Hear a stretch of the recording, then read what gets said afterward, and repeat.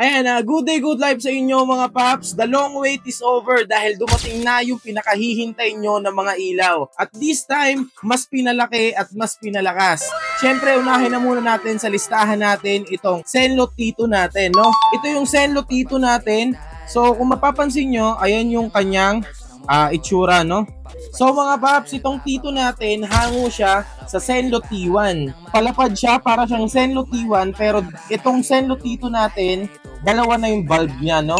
So mga paps, itong Senlo T2 natin, 90 watts na siya and also 8,000 lumens, kaya sigurado na maliwanag, no? So mga paps, dadako naman tayo sa ating Senlo T1 Pro.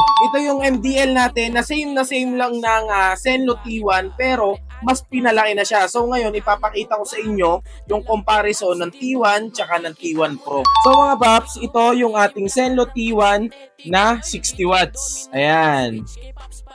At ito naman yung Senlo T1 Pro. Ayan, makikita nyo naman na mas malaki si Senlo T1 Pro, no? Ayan, kumbaga mas matangkad siya. And also, pagdating sa lens niya, mas nakaumbok yung sa T1 Pro. Ito yung T1 Pro. Ito naman yung Senlo T1 natin. Senlo T1 natin, 60 watts siya and 5,000 lumens. Ito namang Senlo T1 Pro natin is 70 watts and 5,400 lumens. Sa madaling salita, mas malakas siya.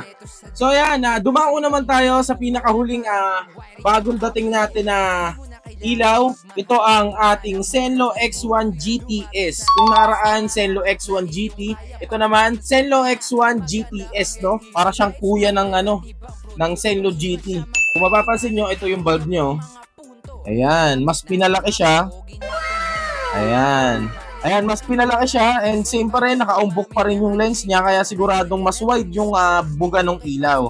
And ayan, lahat naman ng ilaw natin, especially yung mga Senlo, lahat sila kung mapapansin nyo kahit na matataas na yung watts, meron silang fan sa likod.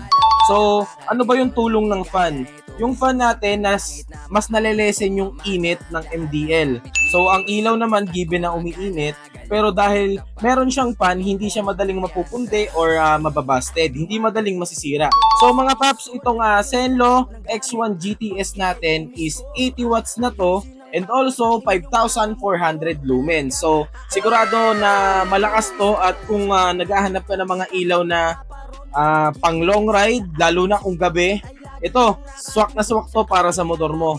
Bukod dyan, marami pa tayong MDL tsaka auxiliary lights na available dito sa shop natin. Meron tayong available na mga ilaw simula 30 watts hanggang 140 watts. Depende na lang sa pangangailangan nyo or sa hinahanap nyo. Kung usapang MDL lang, kumbaga, one-stop shop na to, no? So, alam nyo na kung saan kayo pupunta.